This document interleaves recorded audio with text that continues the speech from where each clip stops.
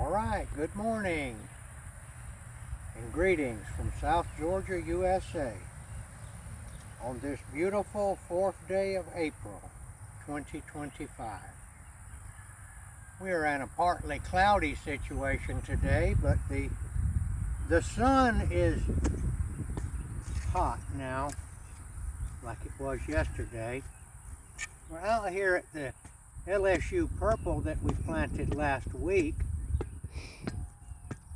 and I am going to try really hard to take good care of this tree. And I started out with a good situation here. I rototilled all the grass, and I've been keeping this area clean from grass with the rototiller. And the grass is, I'm going to try my best, and I don't know how long it'll last. We'll find out that I finally give up. But if the tree starts doing really well, then the grass, I'm thinking, will have been beaten. At some point, a tree will get big enough that it will shade out the competition of the grass underneath it. But when they're small like this, the grass gives them a fit. The grass is persistent, but there's one way to beat grass, and you can dig it up, but you can also shade it. Grass, there's a certain percentage of light that grass requires in order to thrive. And that's why there's no grass under big trees. The bigger the tree gets, the more shade it puts, and the more the grass will be beaten back, and the tree will get bigger and bigger. Tell you another thing, I'll tell you, there's a term out there called the drip line. I'll tell you what the drip line is. As a tree gets bigger and bigger, there's a mechanism that is called the drip line. And that means that the leaves of the tree cause the rain to go out to the edge of where the roots are. A little tree like this doesn't have a drip line. But as they get bigger and bigger, a tree will, that's why people get under trees when it rains, because it's raining less under the tree. So they get under it because the tree is blocking it. Now you still get somewhat wet under there, but the leaves of the tree cause the droplets of rain to go to the outside. And this is all part of God's plan. Rather miraculous, isn't it? Because as the tree throws the water out away from the trunk, that means the tree is getting wetter. That would be out here if it's a big tree, getting wetter out here. And that means that the roots will go out in that direction, out to the drip line, and the tree will get stronger and stronger as the roots go out. And that's what the term drip line means. Where is the drip line? So when you water a tree, let's just say that I'm going to water this, it would be better for me to water it out here. Maybe out here, away from the tree. Do most of my watering out here. And that means that this area out here will get wetter, and the roots will go out that way in order to find the moisture and the nutrients. So it's just like fertilizing. It's better to put this manure away from the tree just a little bit. We want the roots of this tree to go out in this direction right here. The fig trees are known to have a shallow root system. And they spread. Now there is a proverb.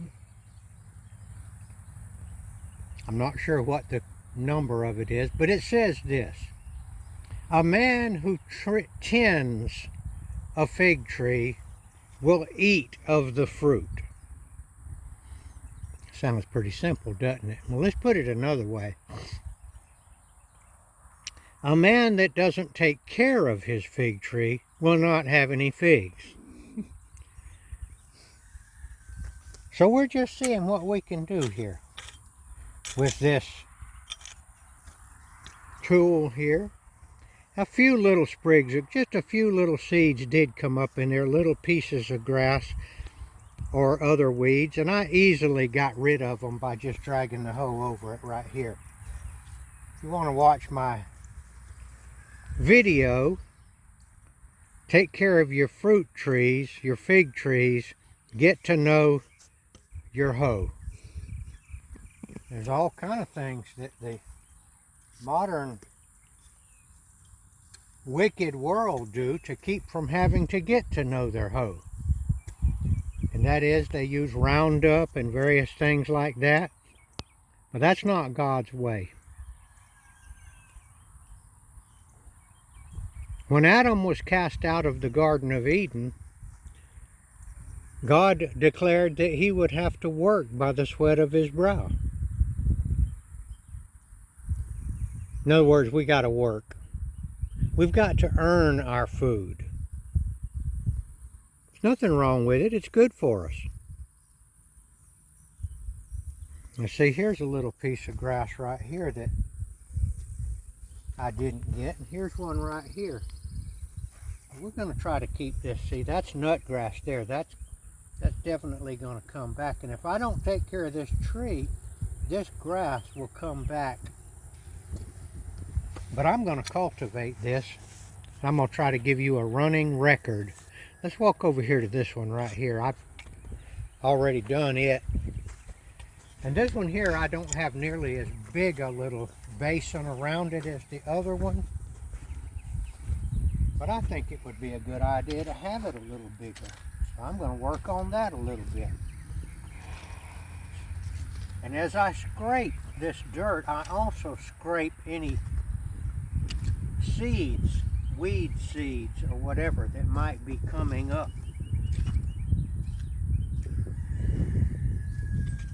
You want to scrape deep. Now this is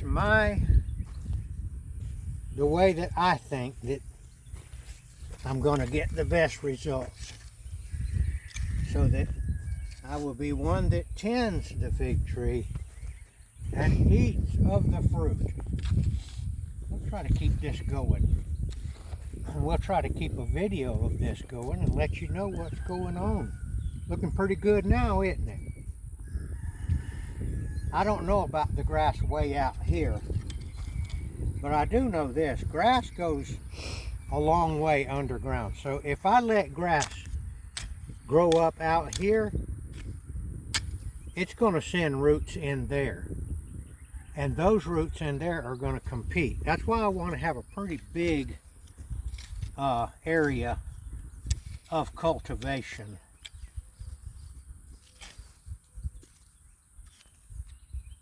Now, I'm thinking about that too. How can I keep that from happening? I'm wondering if I take a shovel and cut down around the way around, that any grass roots that do go in there, I will cut them and stop them.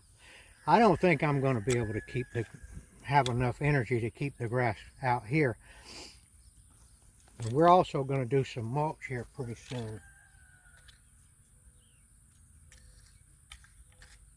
And we've also been having trouble with ants.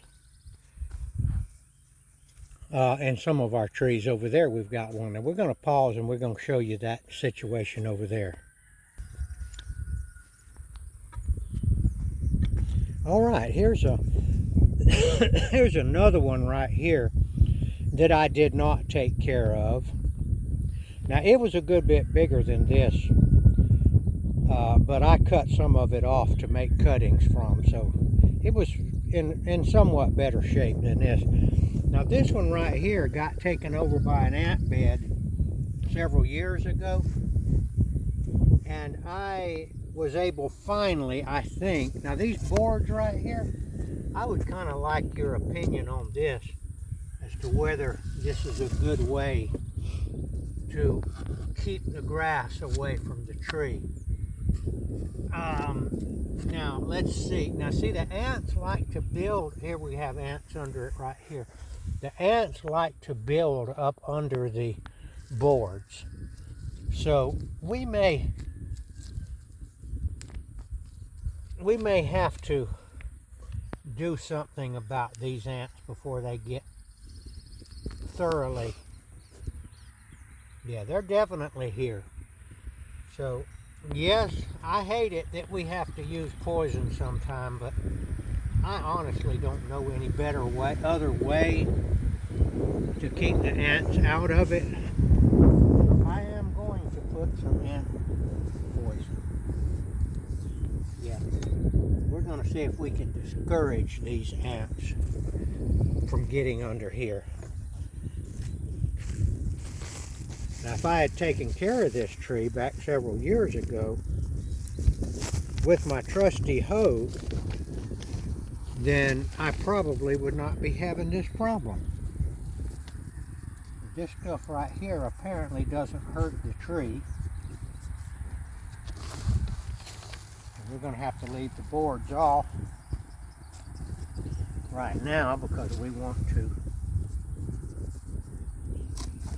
have some rain water wash this stuff in.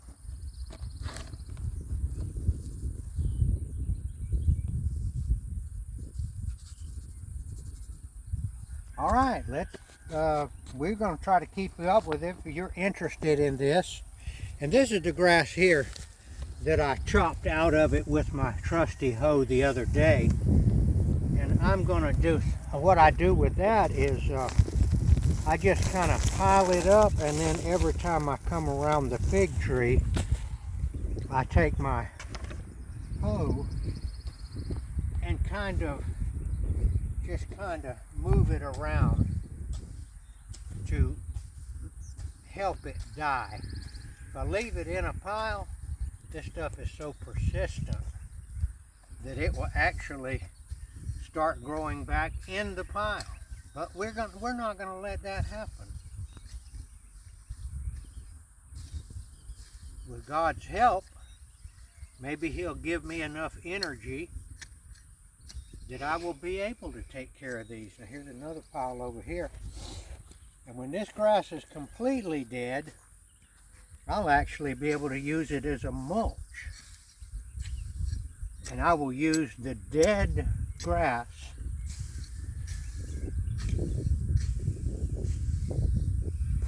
there we go. And it'll be a while before that dies down, but we'll keep moving it. I'll be able to use the dead grass to mulch around this tree. All right.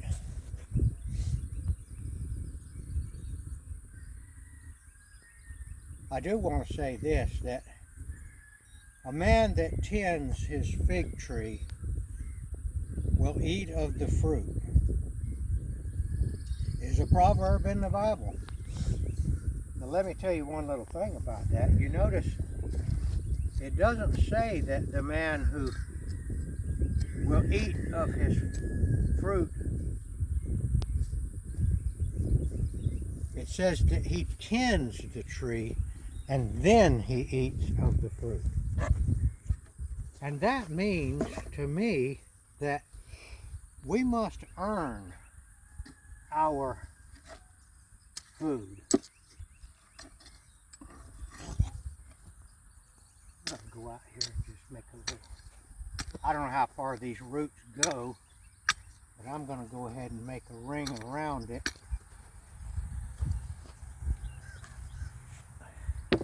You know, sometimes people want to be paid before they do a job. Some companies out there, if you call them up and want them to do a particular job, whatever, roofing, or whatever they do, they'll want you to pay for it or partially pay for it before they actually do the work. Well, that's kind of what I'm saying. I don't think that's a biblical way to do it. To me, if you're going to do a job for somebody, I feel like you need to do that job and then get paid. That's just my way of looking at it. Do the job and then get paid. And you know, I've hired enough contractors, and I got advice many years ago, don't ever give them the whole money because they'll never finish the job. Well, I kind of feel like it's the same way. You're going to take care of the fig tree and then you're going to get fed by it. So if people are trying to get paid before they do the work, I want to wonder why they're doing that.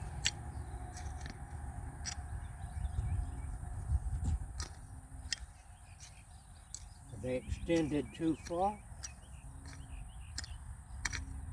That's just my advice. If you're going to do a job for somebody, do the job and then hold your hand out. Earn the money that you get paid for. Earn your food that you're going to eat. Don't try to eat before you finished your work.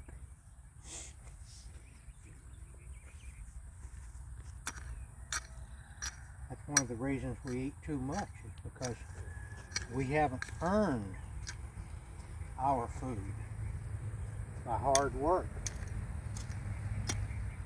I'm kind of digging some of these grass roots up. There's going to be a job right here, but I'm going to hopefully keep at it now. I've got a pretty good circle around it. All right, that's my advice to you. Earn your pay. Earn your food. This idea of eating 3 times a day, I don't think so. That's not the way that it is in nature. The hunter did not get any food until he earned it by capturing fish or an animal to eat or whatever. They earned it. And they also didn't have a problem eating too much either. All right, that's my advice. I'll try to keep these 3 fig trees, and there's another one down there, and let you know how it's going, and let's just see what we can do. Let's find out if we tend these trees, we will eat of the fruit. Now, I don't know if there'll be any fruit this year. We may be looking at this as a long-term project. All right. I appreciate you watching, and we will try to keep up with this as long as we're here to do it and have the energy to do it. Thank you for watching.